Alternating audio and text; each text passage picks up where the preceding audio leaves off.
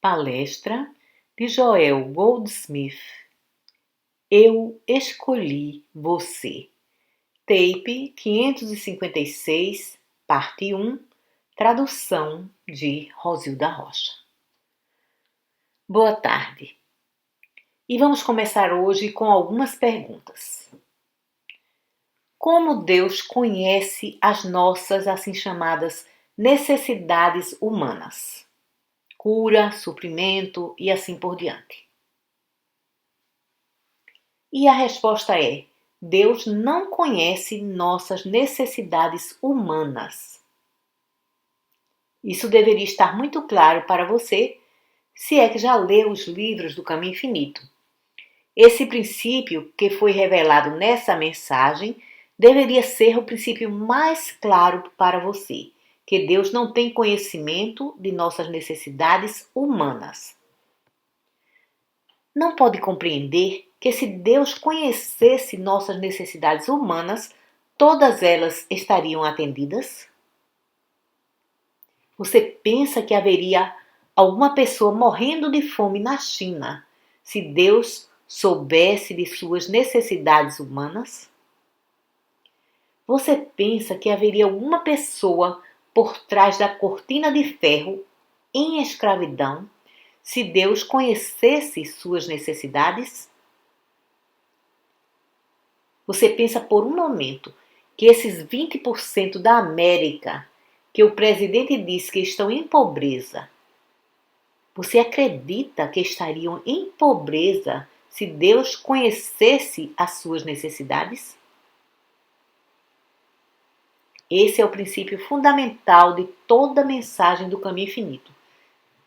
Deus não está na cena humana. E se não pode entender isso, não há esperança de que possa entender qualquer outra coisa. E é por essa razão que você pode ir à igreja e pode ser religioso e observar os dias feriados e os dias santos e os dias de jejuar e os dias de festa e pode morrer de fome ou câncer ou derrame ou de acidente de automóvel. Porque não existe Deus algum que se preocupe se você é religioso ou não, se é bom humanamente ou mal humanamente. Deus não entra na cena humana. Agora, se você quiser ficar livre dessas iniquidades humanas, se quiser ser livre da injustiça humana, dos falsos apetites, da falta e limitação, a decisão é sua. Você deve escolher hoje a quem vai servir, se vai decidir conhecer Deus corretamente e se vai obedecer ao mandamento do Mestre. Não vos preocupeis pela vossa vida, pelo que havereis de comer ou de beber. Buscai primeiro o reino de Deus e todas essas coisas vos serão acrescentadas. Portanto, se quiser ficar livre do pecado, doença, morte, falta e limitação, busque primeiro o reino de Deus. Isso está claro dessa forma nos ensinamentos do Mestre. E no Velho Testamento está igualmente claro que nenhum desses males chegarão ao lugar secreto daqueles que habitam no lugar secreto do Altíssimo. Agora, isso não está claro que se pecado, doença, morte, falta e limitação estão chegando ao nosso lugar de habitação, é porque não estamos vivendo, não estamos habitando no lugar secreto do Altíssimo. E então, se nos voltarmos novamente para o Mestre, no capítulo 15 de João, temos: se você habitar, se você não tem coisa alguma a ver com Deus, se você habitar na palavra, se você me deixar habitar em você, dará frutos ricamente. Mas, se não, será como um galho da árvore que é cortado, seca e morre. O mestre não diz que Deus entra nessa cena para fazê-lo prosperar. Ele diz que se você buscar o reino de Deus, então essas coisas lhe serão acrescentadas. Não antes, depois. Nenhum sinal lhe será dado, mas esses sinais se seguirão. Você também deve entender esse ponto do caminho infinito. Ou irá ficar rodando por aí, da mesma forma que o resto do mundo está rodando, esperando que Deus tenha pena deles, e Deus não terá, nem nunca teve. Quando os hebreus eram escravos do faraó, permaneceram em escravidão até que veio Moisés. Quando os hebreus eram escravos de César, permaneceram em escravidão até que veio Jesus. E quando os hebreus estavam escravizados por Hitler, não veio ninguém. E eles morreram. E tenho dito a mesma coisa em relação a esses eventos mais recentes, os direitos civis, os problemas dos negros. Não acreditem jamais, nem por um momento, que pessoa alguma vai lhes dar liberdade ou igualdade ou justiça. Não faz diferença se sentam quietamente ou se fazem manifestações. Ninguém vai lhes dar coisa alguma.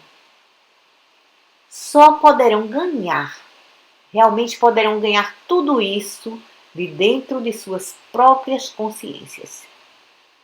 E então as terão e serão suas, e ninguém poderá lhes tirar isso, porque as receberam através de Deus, através do seu contato consciente com Deus. Sempre temos tido minorias, desde o início da nação americana. Tivemos os católicos irlandeses vindo aqui, e eles sofreram tremenda perseguição e tiveram que abrir seu próprio caminho. Nenhum governo enviou tropas para conseguir justiça para eles. Tiveram que abrir seu próprio caminho. Tivemos perseguição dos judeus desde Maine até a Califórnia.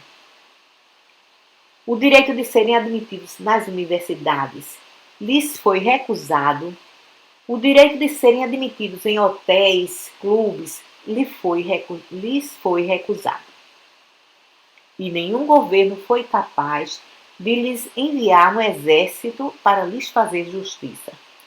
Tiveram que trabalhar para a sua própria salvação através da educação, cultura, refinamento e buscar alguma medida do reino de Deus.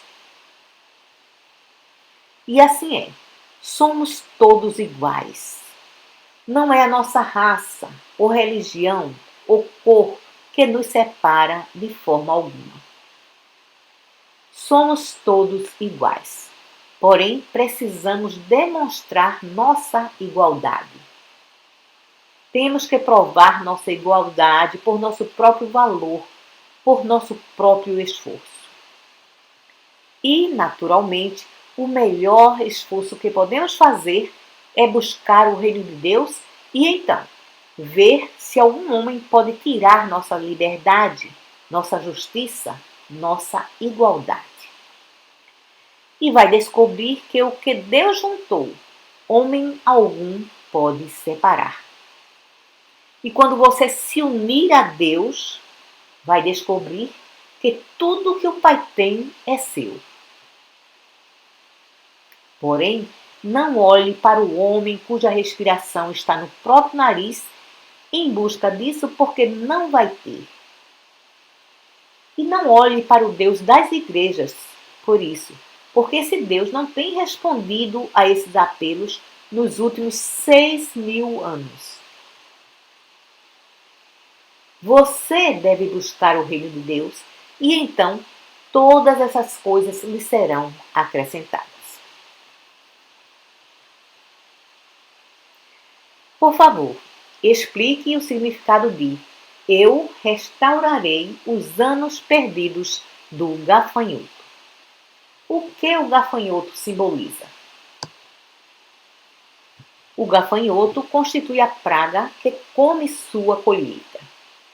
Portanto, o gafanhoto simboliza qualquer coisa que tem destruído sua saúde, sua riqueza, seu lar, sua vida familiar. Qualquer coisa que tenha agido como uma influência destrutiva em sua vida pode ser chamado de gafanhoto e, portanto, destruição. Mas o eu que irá restaurar os anos perdidos do gafanhoto, esse eu é a presença divina dentro de você que está mais perto do que sua própria respiração e mais perto do que mãos e pés. Eu, no centro de seu ser, eu sou majestade. E vamos voltar a isso depois. Por favor, explique. Se oração é uma perda de tempo, olha, eu não disse que oração é uma perda de tempo, mas que o conceito ortodoxo de oração. Então, por que Jesus nos deixou um modelo de oração? Para começar, você não tem prova de que Jesus o deixou. Segundo, se ele deixou, você não tem conhecimento do que ele quis dizer com a mesma. Porque, a menos que tenha discernimento espiritual, você não pode entender qualquer parte da Bíblia. Portanto, quando Jesus orou, nos dai hoje o pão de cada dia. O pão de cada dia nos dai hoje.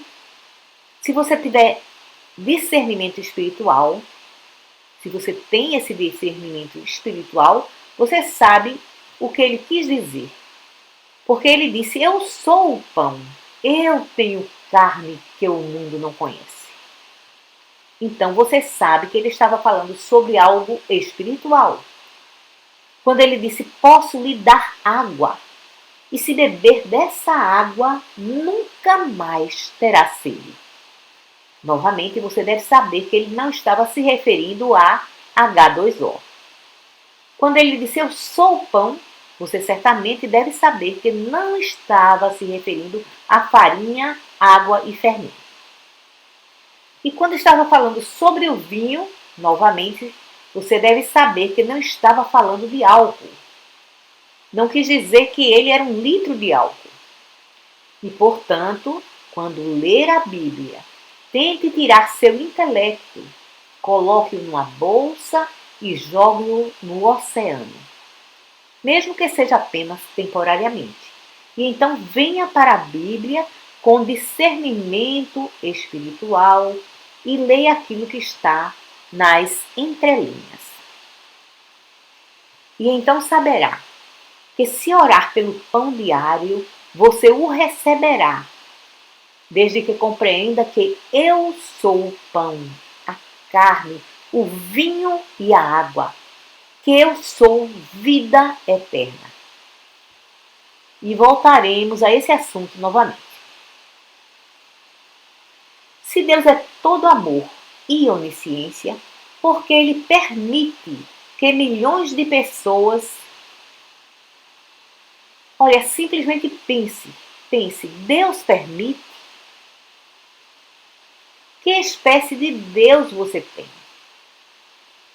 Em que espécie de Deus você acredita? Deus é amor, Deus é vida eterna, Deus é onipotência, onisciência, onipresença. Não é Deus que permite. É o homem que cria através de seu sentido de separação de Deus.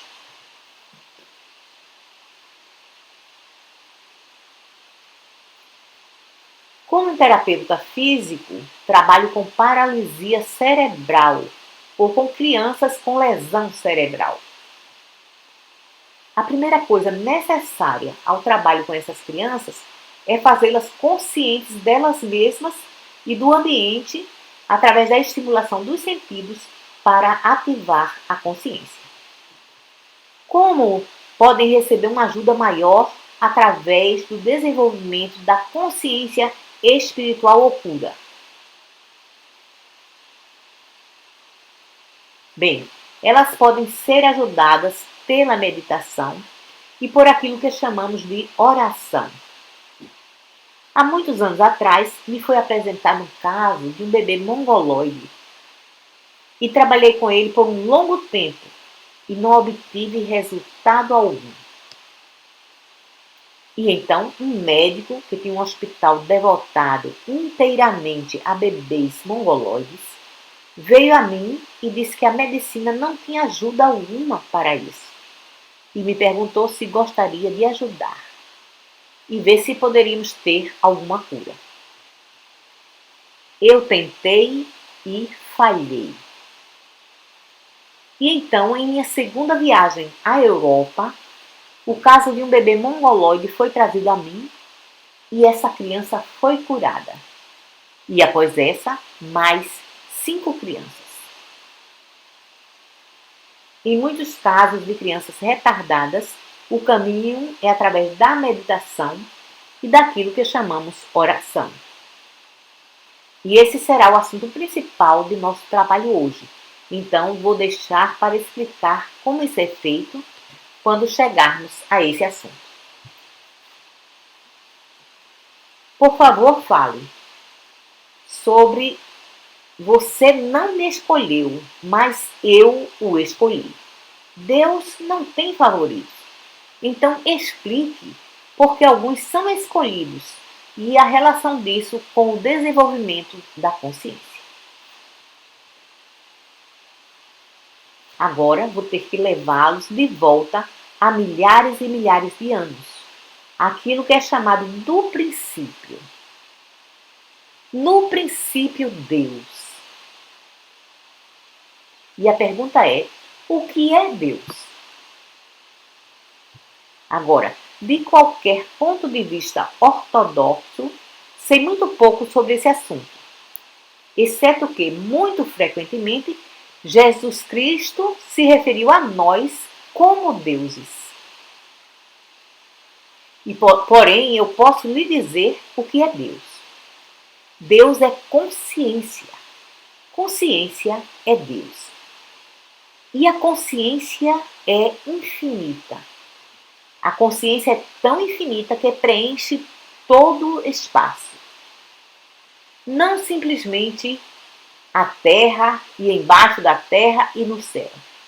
Mas Deus é a consciência de todo o universo, de universos e universos. Deus é a consciência de eternidade em eternidade, sem começo e sem fim. Não condicionada. O ser eterno, imortal. No princípio, isso era a sua consciência e a minha. E não tínhamos outra consciência, mas somente essa. Éramos tão infinitos quanto Deus. Éramos tão eternos quanto Deus. Tão imortais quanto Deus. Porque a consciência de Deus era a consciência individual. Era uma só consciência. Eu e o Pai somos um. Eu e o Pai somos um. O ser individual e o ser divino infinito são um. Não tente ver materialmente como toda a consciência de Deus pode ser minha e ainda assim toda a consciência de Deus pode ser sua, porque não existe forma de compreender isso através das limitações da mente. Você somente pode entender quando compreende Deus como Espírito. Vendo Deus como Espírito, você vai entender que Deus não pode ser dividido, separado, cortado em pedaços, mas que Deus é sempre o ser único, infinito e Deus é a sua mente e a minha. Quando Paulo disse: tenha essa mente em você que estava também em Jesus Cristo, ele não estava dizendo tenha um pedaço dessa mente ou um pouco dessa mente, mas ele disse tenha essa mente. Ele também afirma: deixe-me ter a glória que eu tinha contigo no princípio, antes que o mundo existisse. E assim você sabe que é verdade. Deus é a consciência infinita desse universo. A consciência do homem e do mundo animal, vegetal e mineral. Deus formou esse mundo da consciência que Deus é. Todo esse mundo, o mundo humano, animal, vegetal e mineral. Porém, desde que Deus é infinito, ele somente poderia ter feito esse mundo surgir de dentro dele mesmo, da consciência que Deus é. E, portanto, nós individualmente temos existido desde o princípio. Nós nunca nascemos, nunca morremos, nunca morreremos, nunca morreremos, porque Deus nos fez surgir de dentro de sua própria consciência. E aquilo que Deus juntou jamais pode ser separado. Eu e o Pai somos um. Isso foi feito assim, não por mim, mas por Deus. Ele estabeleceu esse relacionamento de que Deus o Pai e Deus o Filho são um. São um desde o princípio. E essa unidade permanece para sempre. Agora, em algum tempo, alguma coisa aconteceu. Não tenho ideia de como isso pôde acontecer. Apenas sei que aconteceu. Isso é descrito nas Escrituras como a experiência adâmica, que é a experiência de Adão e Eva. Figuras simbólicas, não reais. Adão e Eva aceitaram a crença em dois poderes. Um poder do bem e um poder do mal. E por aceitar essa crença, foram expulsos do jardim do Éden. Adão e Eva representam o homem mortal, o ser humano, a raça humana.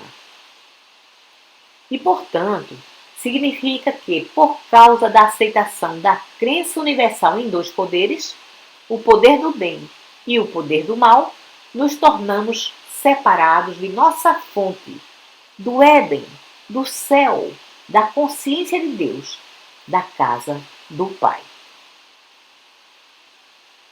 Nada nos separa da harmonia divina infinita, exceto uma crença universal em dois poderes que, naturalmente, nós aceitamos em virtude de nosso nascimento. Agora, no exato momento em que esse sentido de separação brotou, Adão e Eva foram expulsos do jardim do Éden e assim nos encontramos mantendo um conceito mortal na forma de dois filhos. Esses dois filhos não são filhos de Deus, são os conceitos mortais da raça humana, um bom e um mau. E então, imediatamente temos assassinato na Terra. Desse tempo em diante, a raça humana tem sido um galho da árvore que foi cortado, seca e morre. Desse tempo em diante, a raça humana tem tido contato com Deus. Não tem tido contato com Deus. Se vê separada de Deus. E, em caso de dúvida, trago como referência o Novo Testamento, onde Paulo deixa muito claro que o homem natural não recebe as coisas de Deus. O homem natural não pode compreender ou conhecer as coisas de Deus, ou experienciar as coisas de Deus, porque essas coisas são discernidas espiritualmente. O homem natural não está debaixo da lei de Deus, nem realmente pode estar. Tudo isso é sumarizado pelo Mestre quando ele diz que, se você não estiver habitando em Deus e Deus habitando em você, você é um galho da árvore que é cortado, seca e morre. E isso é a raça humana. Isso não é você nem eu como pessoa. Isso não é a raça caucasiana, ou a raça oriental, ou a raça africana. Tudo isso é sem sentido. Isso é a raça humana. Toda a raça humana, quer chamem a si mesmos de hebreus, ou cristãos, ou budistas, ou vedantas. Todos eles estão cortados de Deus e não estão debaixo da lei de Deus e não estão recebendo a proteção de Deus e não conhecem as coisas de Deus, nem recebem as coisas de Deus. Ou, pelo contrário, esse seria um universo glorioso e ninguém jamais sonharia em deixá-lo ou em acabar com a vida do outro ou em serem injustos uns com os outros. Quando o amor de Deus entra em sua alma, o mundo é novo. O mundo é novo para cada alma quando Cristo entra nela. E quando Cristo, o Espírito de Deus, entra na alma de um indivíduo, posso lhe dizer, através de minha experiência de 55 anos viajando pelo mundo, que ele irá amar os judeus e os gentios, os protestantes e os católicos, os brancos e os pretos, os amarelos e os vermelhos. Amará todos igualmente e descobrirá que todos são seus irmãos e irmãs. Você não levará todos para a sua casa, porque nem todos alcançaram esse lugar onde querem ser uma parte de seu modo de vida. Porém, isso não irá mudar seu amor em relação a eles. Agora, até que o Espírito de Deus entre em você, você não é filho de Deus e não está debaixo da lei de Deus, nem realmente pode estar. Nem pode conhecer a harmonia de Deus, a graça de Deus, o amor de Deus, até que o Espírito de Deus entre em você. E então, esse velho homem, Adão, esse velho homem morre e você renasce do Espírito. Você se torna um novo homem em Cristo. De acordo com o Novo Testamento, existe um homem da terra e existe um homem que tem o seu ser em Cristo. Nós todos somos o homem da terra, até que o Espírito de Deus entre em nossa alma. Só então somos herdeiros de Deus, co-herdeiros com Cristo. E assim compreendemos porque Paulo pôde sair da Terra Santa e viajar para a Europa e dar a sua própria vida e sua própria liberdade. Não apenas para que seu povo hebreu pudesse conhecer liberdade e alegria, mas para que todos os ateístas e pagãos e idólatras da Europa pudessem ser levados à compreensão de sua filiação divina. Ele aceitou sofrer espancamento e ser preso e finalmente ser morto, não apenas pelo seu povo hebreu, não, O Espírito do Senhor Deus havia entrado nele, e ele se tornou irmão de toda a raça humana. Foi ele quem ensinou aos discípulos que não era necessário observar os dias santos hebreus para encontrar Deus, que não era necessário ser batizado, que nem a circuncisão, nem a incircuncisão o levará aos céus. Nem o batismo, nem a ausência do batismo o levará aos céus. Somente a graça de Deus. Somente quando o Espírito do Senhor Deus estiver sobre você. Somente quando você tiver aberto a sua consciência para Deus, para que Deus possa entrar na mesma. Vocês lembram da primeira meditação que tivemos essa semana, na qual fechamos nossos olhos e lembramos da passagem: eu estou à porta e bato. E então dissemos: entra, Senhor, fala, Senhor, teu servo ouve. Em outras palavras, estávamos reconhecendo nossa própria nulidade, mas estamos também reconhecendo a onipresença da consciência divina infinita, para que o Filho de Deus pudesse entrar. E então, com essa experiência, surge o nosso renascimento.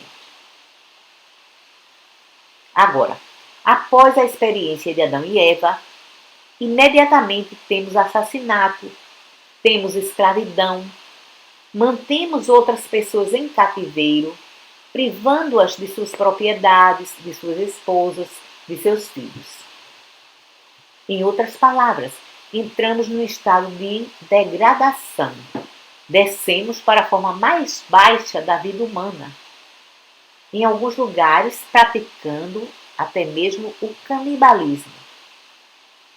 Justamente um pouco antes de Jesus Cristo estar caminhando na Terra Santa, havia canibalismo na Inglaterra e em partes do continente. Desse estado adâmico de depravação, desse estado em que mantemos uns aos outros em cativeiro, roubamos uns dos outros, defraudamos uns aos outros, comemos uns aos outros, aceitamos a lei humana de autopreservação como a primeira lei da natureza. Desse estado de depravação, tivemos que evoluir, e essa evolução tem levado tempo. Nós ainda não entramos no estado de civilização. As pessoas realmente chamam a esse estado de civilização, mas ainda não é. Não pode ser enquanto permanecemos prontos para tirar uma bomba e fazer desaparecer milhões de pessoas, simplesmente para que possamos ser salvos. Dificilmente poderíamos chamar a isso um estado de civilização enquanto estamos ainda negando completa liberdade às raças. Enquanto temos agora uma abundância tremenda de tudo o que existe em mais da metade do mundo. E ainda assim não partilhamos com a outra metade do mundo que está faminta. Dificilmente você pode chamar isso um estado de civilização. Somos ainda uma consciência em desenvolvimento. Agora então a raça como um todo está e tem estado se desenvolvendo a partir desse ponto mais baixo de degradação e alcançou um estado onde vê a futilidade da guerra, onde está desejando resolver os problemas corporativistas e do trabalho, sem greves e bloqueios, se for possível. onde está desejando resolver os problemas de automação, não por desejar a morte e a pobreza de todos aqueles que ficarão sem utilidade para o sistema, mas por um sistema que tem evoluído e que precisa prover para aqueles que se tornaram sem utilidade dentro do mesmo. A civilização está evoluindo ao ponto onde ministros da Igreja Ortodoxa estão reconhecendo que o Deus que tem nos apresentado através dos séculos não é realmente Deus. Estão reconhecendo que tem nos apresentado uma ficção. Não que eles sejam maus. Eram apenas ignorantes, assim como nós também éramos. Estamos evoluindo para o ponto onde os cientistas estão reconhecendo que existe um Deus, que existe um espírito ou consciência por trás desse universo. Estamos evoluindo para o ponto onde um de nossos maiores cientistas reconheceu que não existe matéria. Uma declaração pela qual Mary Baker Eddy, a senhora Eddy, uma vez foi crucificada. Porque todo mundo sabe que existe matéria, porque você pode vê-la e senti-la. Porém, a despeito disso, ela disse: não existe matéria. E agora, Dr. Von Braun diz: não existe matéria. Isso a que chamamos matéria é realmente mente. A mente é a substância da matéria. Estamos evoluindo. Em março desse ano, Dr. Loren Eiseley, um dos antropologistas mais reconhecido nesse país, disse num artigo na revista Harper's que esse corpo não tem inteligência e não é o homem. Ele consiste de um pouco de água e poucos centavos de minerais. Isso é tudo que existe em relação a esse corpo. E então o erro do mundo está em acreditar que somos o homem. E naturalmente você sabe que o ensinamento do caminho infinito é que esse corpo não é o homem. Não sou eu. E que nós não somos o homem, porque eu sou eu. E eu é Deus. Agora você vê como estamos evoluindo. Entretanto, o ponto que estamos abordando é sobre essa questão. Você não me escolheu, mas eu, Deus, o escolhi. Isso realmente significa que, à medida em que você evolui de estado para estado, no final retorna ao ponto onde estava no início, a toda a glória que tinha com Deus no princípio. E, portanto, não são realmente nossos esforços que nos levam de volta a Deus, mas a substância prima, a consciência, tem nos atraído de volta para ela mesma. Em outras palavras, é como um balde de água no qual jogamos sujeira. A sujeira não pode remover a si mesma, mas, por alguma lei ou outra, ela eventualmente se assenta no fundo do balde e deixa a água tão pura como era no início. E assim é que a consciência que eu sou e que tem jogado dentro de si mesma a sujeira do sonho adâmico, o assassinato, a escravidão, a crença em dois poderes, nada disso muda a perfeição da consciência que eu sou. porém simplesmente a esconde. E agora, à medida em que a consciência que eu sou continua a brilhar, a queimar como o sol, ela dissolve as nuvens. As nuvens não irão dissolver a si mesmas, deixadas por si mesmas. Permaneceriam ali para sempre. Porém, o sol, brilhando sobre as mesmas, as dispersa, as dissolve. E assim, o fato de que eu comecei com uma consciência pura, infinita, significa que, independentemente de minha maldade ou mediocridade hoje, existe uma força trabalhando em mim e através de mim e gradualmente dissolvendo-a. E, eventualmente, através dos séculos, essa força dissolve cada pequenina porção de mal, cada pequenina porção de corrupção que foram assimiladas, até que, eventualmente, eu me encontre mais perto daquilo que eu era no início, mais perto da glória que eu tinha com Deus antes que a terra existisse. Muito obrigada.